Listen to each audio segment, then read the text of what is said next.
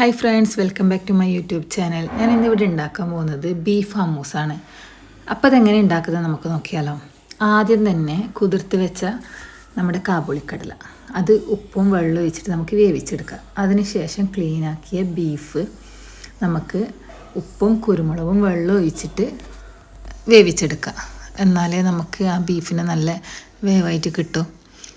അങ്ങനെ നമ്മുടെ കടല വേവിക്കാൻ വെച്ചിട്ടുണ്ടായില്ലേ, അത് നല്ലോണം തണിഞ്ഞ് അതിന് ശേഷം നമ്മളത് ഒന്ന് മിക്സിയിലടിച്ചെടുക്കാൻ പോകുന്നു. അപ്പോൾ കടല മിക്സിയിലിട്ട് ഒരു പച്ചമുളക്, പിന്നെ ഒരു 3-4 അല്ലി വെളുത്തുള്ളി, പിന്നെ കുറച്ച് തൈര്, പിന്നെ ഉപ്പ്, പിന്നെ വേണ്ടത് നമുക്കൊരു അരമുറി ചെറുനാരങ്ങൻ്റെ നീരും വേണം. പിന്നെ ഞാനിത് കടല വേവിച്ച് കുറച്ച് വെള്ളം ഒഴിച്ചിന്. പിന്നെ നമുക്ക് ഒലീവ് ഓയിലാണ് വേണ്ടത്. അങ്ങനെ അത് മിക്സിയിൽ അടിച്ചെടുക്കുക. അപ്പോഴത്തേക്ക് നമ്മൾ ബീഫ് നന്നായി വെന്തിട്ടുണ്ട്. അങ്ങനെ ഇനി ബീഫ് നമ്മൾ ഫ്രൈ ചെയ്തെടുക്കണം മസാലയൊക്കെ ചേർത്തിട്ട്. അങ്ങനെ ബീഫ് നമ്മൾ ആ ചൂടോടെ തന്നെ നമ്മൾ വേറൊരു പാത്രത്തിലേക്ക് മാറ്റുകയാണ്. അങ്ങനെ ബീഫ് മാറ്റിയതിന് ശേഷം നമുക്ക് ഇതിലേക്ക് പൊടികൾ ചേർത്ത് കൊടുക്കണം. ഇതിലേക്ക് ഈ ഒരു റെസിപ്പി ഉണ്ടായാൽ തന്നെ നമുക്ക് വേറെ കറികളൊന്നും വേണ്ട. ചപ്പാത്തി, പത്തിരി അതിനെല്ലാം കൂടെ. അപ്പോൾ അതിന് പൊടികൾ ചേർത്ത് കൊടുക്കാം. 1 സ്പൂണ് കുരുമുളക് പൊടി ഇട്ട് കൊടുക്കാം. അതിനുശേഷം നമുക്ക് ബീഫ് മസാല അത് ഒരു 1.5 സ്പൂൺ ഇട്ട് കൊടുക്കുന്നുണ്ട്. പിന്നെ വേണ്ടത് 1 സ്പൂണ് ഗരം മസാല. പിന്നെ നമുക്ക് ഇതിലേക്ക് ഒരു 2 സ്പൂൺ വരെ നമുക്ക് മുളക് പൊടി വേണം, അത് ചേർത്ത് കൊടുക്കുക.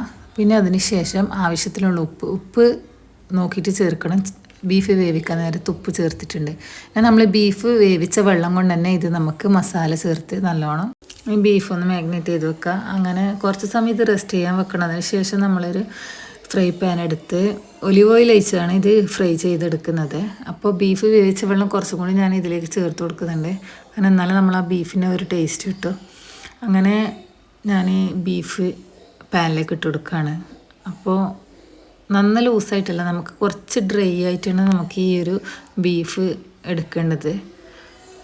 അപ്പോൾ നമ്മൾ ബീഫ് ഏകദേശം നല്ല ഡ്രൈ ആയിട്ട് വന്നിട്ടുണ്ട്. ഈ ഒരു കൺസിസ്റ്റൻസി മതി ഹമ്മൂസിന് കൂടെ കുറച്ചൊരു ഇതായിട്ട്.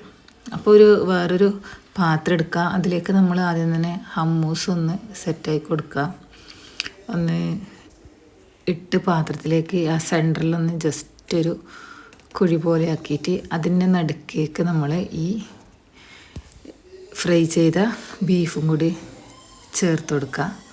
അപ്പോൾ ഇത് എല്ലാവരും ഒന്ന് ട്രൈ ചെയ്ത് നോക്കണം. അടിപൊളി ടേസ്റ്റ് ആയിരുന്നു.